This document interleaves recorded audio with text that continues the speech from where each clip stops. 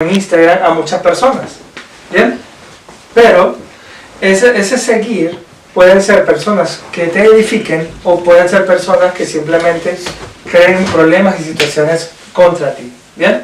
También hay personas que siguen a cantantes, que siguen a personajes políticos o etcétera, y todo eso va a hacer en tu vida una diferencia. También hay personas que se la pasan imitando que sea Michael Jackson, a Juan Gabriel, o imitan a políticos o lo que sea. ¿Por qué? Porque necesitan ser como otras personas para sentirse aceptados. También hay otras personas que son seguidoras del fútbol, son seguidoras de los deportes, de cualquier boxeo, de lo que sea, y eso no está mal. Yo no estoy diciendo que estas cosas estén mal, pero si tú quieres un modelo a seguir, una persona que realmente valga la pena para tu vida y que transforme y que puedas ayudar a otras personas a transformar vidas, te recomiendo entonces que elijas seguir a Cristo. Esta prédica no se trata de lo que cuesta seguir a Cristo, se trata de por qué y para qué y en qué vamos a seguir a Cristo. ¿Por qué hablamos de Cristo? Porque Cristo es el centro de nuestra vida. Cristo fue el Hijo de Dios que bajó aquí en la tierra para que tú y yo tengamos una relación íntima con Dios, una relación de amistad plena, de amor santo. Yo no estoy hablando de otro tipo de amor, sino un amor ágape, un amor que es el amor de Dios por su creación. No tiene nada que ver con el amor fileo, el amor eros, nada que ver. Es un amor puro y santo, es un amor de Dios creador hacia la tierra, hacia sus criaturas que somos nosotros. Entonces Jesús es el mejor modelo a seguir. Por aquí vamos a ver, por ejemplo, en la Biblia, ya aquí pasamos al contexto del tiempo de Jesús, donde ya Jesús iniciado su ministerio, empieza a caminar por Galilea, por el mar. Hay un gran mar que se llama el mar de Galilea y ahí había muchos pescadores. Y parte de esos pescadores fueron lo que nosotros llamamos los apóstoles, los seguidores de Jesús, los discípulos. Y aquí vemos en Mateo 18:20 y el título es ¿por qué seguir a Cristo?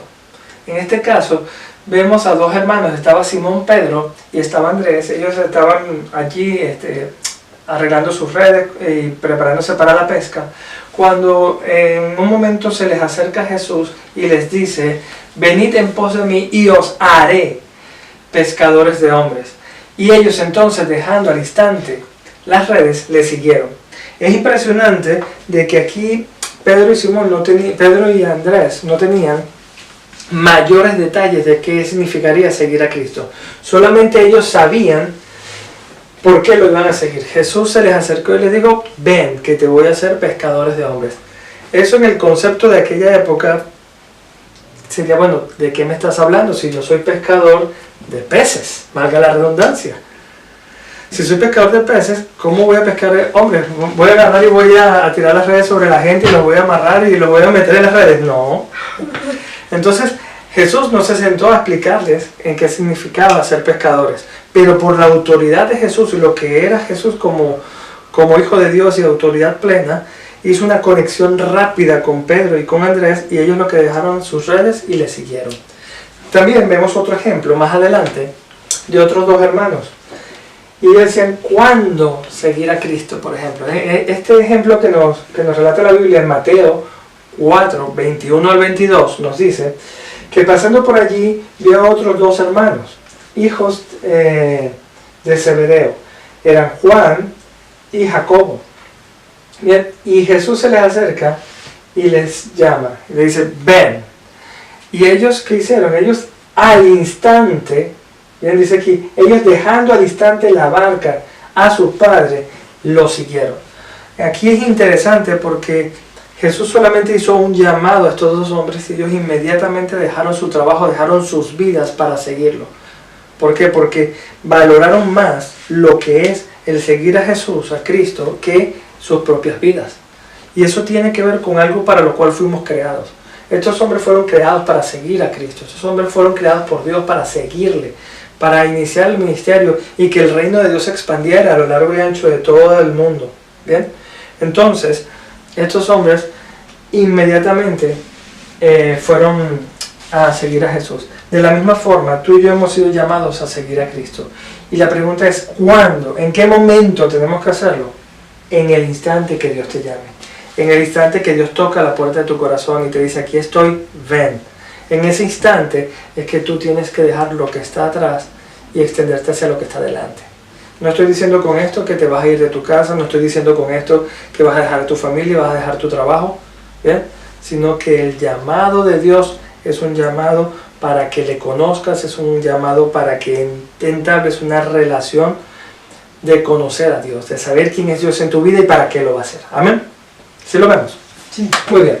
El siguiente punto tiene que ver con otro ejemplo, que era con Mateo. Eso está en Mateo, justamente el que escribió este evangelio, Mateo 9:9. Resulta ser que Mateo ya no era un pescador, era un publicano, era un recaudador de impuestos. Esta persona era en cierta forma enemigo del pueblo. ¿Por qué? Porque a pesar de que él era judío, él trabajaba para los romanos, le cobraban impuestos a los de su patria, entonces sus paisanos judíos no lo querían. ¿Por qué? Porque representaba prácticamente parte de lo que el Imperio Romano para ese momento era. Como los judíos eran una colonia de Roma, estaban bajo su jurisdicción, entonces ellos tenían que pagar un tributo al César. Y eso era prácticamente que les quitaban el dinero y se lo daban a Roma. ¿Por qué? Porque ese impuesto necesitaba Roma para extender su imperio y para comprar armas, etc. Bien, entonces en este caso, Mateo, que estaba en una posición de muy buen estatus económico, porque evidentemente al ser recaudador de impuestos, nadie quitaría que se llevara algo de él para sí mismo. Pero cuando Jesús llega al pueblo, es interesante, que vemos que dice que saliendo Jesús de allí, vio a un hombre llamado Mateo y estaba sentado al banco de los tributos, bien, públicos, y le dijo, sígueme. Y lo que hizo Mateo fue que se levantó de inmediato y le siguió.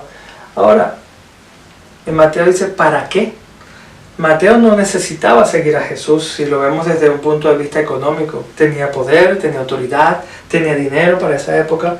Entonces, un para qué en este caso. Los otros tenían un por qué y en qué momento. Era pescador, y vamos a decir, si comparamos un pescador con una persona que tiene mucho dinero, como podría ser un cobrador de impuestos, pues él diría ¿para qué? Pero ahí vuelvo y repito, ahí es donde Mateo ve lo importante que es Jesús, lo importante que es él, y entonces él no le importa dejar atrás toda su vida, bien, y todas sus riquezas o todo lo que él había tenido para seguir a Jesús y convertirse en un discípulo. Recordemos que en este tiempo el ser un discípulo de Jesús no era que ellos iban a estar en los mejores sitios y mejores lugares, iban a caminar de ciudad en ciudad predicando la palabra, iban a estarse quedando quizás en las noches a la intemperie o haciendo noche en cualquier lugar donde la noche llegase. Entonces no iba a tener una vida cómoda y confortable como la que él tenía. Entonces es bien importante situarnos en ese contexto, y tú y yo podemos estar en un lugar de autoridad o en un lugar bueno, pero de repente Jesús te dice, hey, ven y sígueme, conviértete en un misionero a las naciones, conviértete en un misionero que va a ir a África o va a ir a algún país musulmán o a algún país latinoamericano donde la situación no está muy bien, y sales de tu comodidad europea para irte a situaciones donde son extremas y quizás hasta tenga persecución. Y entonces el seguir a Cristo se convierte en algo diferente. Pero tú lo haces porque sabes quién es Cristo en tu vida. ¿Amén? Amén. Entonces, siguiendo, vamos a ver lo que tenemos acá. Y aquí viene la pregunta. Muchas veces nosotros hacemos la pregunta incorrecta, que era lo que hablábamos inicialmente. Si hacemos una pregunta incorrecta, tenemos una respuesta incorrecta. Entonces muchas veces decimos, ¿cuál es la voluntad de Dios para mi vida? Cuando decimos esto, fíjate que todo apunta hacia ti. Pareciera que ser una pregunta muy lógica, decir, wow, ¿cuál es la voluntad de Dios para mi vida? Aquí estamos llevando a Dios a que piense tanto en mí, que yo sea el centro, y que Dios, en cierta forma, me acomode mi vida a lo que yo quiero. Si vemos que la óptica es muy distinta, es una pregunta que muchas veces nos hacemos. ¿Cuál es la voluntad de Dios para mi vida? Suena muy bonita esa. Pero ahí tú te estás poniendo como el centro, no estás poniendo a Dios. ¿Por qué? Porque Dios nos creó para hacer su voluntad, no para cumplir nuestra voluntad. ¿Sí lo vemos? ¿Por qué? ¿Qué pasa? Cuando hacemos esa pregunta y Dios nos dice esto o aquello, ahí nos ponemos molestos con Dios a veces, porque esa voluntad no es la que aplica para mi vida, porque queremos escuchar lo que nos gusta a nosotros. La pregunta correcta es, ¿cuál es la voluntad de Dios? Porque Él es el omnipotente Dios, el soberano, el Rey de reyes y Señor de señores. Nosotros somos seres creados por Él, somos hijos de Dios, para hacer su voluntad y no la nuestra. Muchas veces hemos escuchado, oh, es que yo tengo un propósito, Dios tiene un propósito para mi vida, y el propósito va y el propósito viene, pero nunca descubrimos el propósito. Es porque no estamos buscando el propósito de Dios para nuestra vida. ¿Sí me explico? O sea, al buscar la voluntad de Dios, entonces, teniendo ese marco de referencia, yo y tú nos unimos a su voluntad y entonces trabajamos para Él, no Él para nosotros. ¿Ven la diferencia? Es impresionante cómo esto te cambia la tónica, porque tú le vas a preguntar, Señor, ¿dónde estás trabajando? ¿Qué estás haciendo? ¿Dónde quieres que vaya? ¿Con quién quieres que trabaje?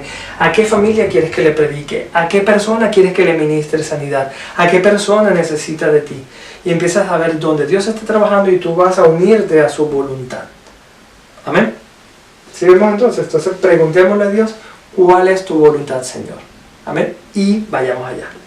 En la siguiente lámina nos podemos ver que para yo poder seguir a alguien, yo tengo que saber quién es. ¿Bien? Como hablamos anteriormente, la gente sigue a un artista porque le gusta, sigue a una cuenta de Instagram porque le da nota o la persona es graciosa. Pero para poder seguir a Cristo, yo tengo que contestar una pregunta, y tú la tienes que contestar también, es ¿quién es Cristo para ti? ¿Podrías responder allí, en tu puesto, quién es Cristo para ti? Cristo para ti es la persona que te va a proveer. Cristo para ti es la persona que te va a dar sanidad. Cristo para ti es simplemente alguien a quien vas a usar para llegar a ser mejor trabajador o llegar a un puesto de importancia. ¿Cristo va a ser una palanca para ti? ¿O realmente Cristo va a ser quien debería ser?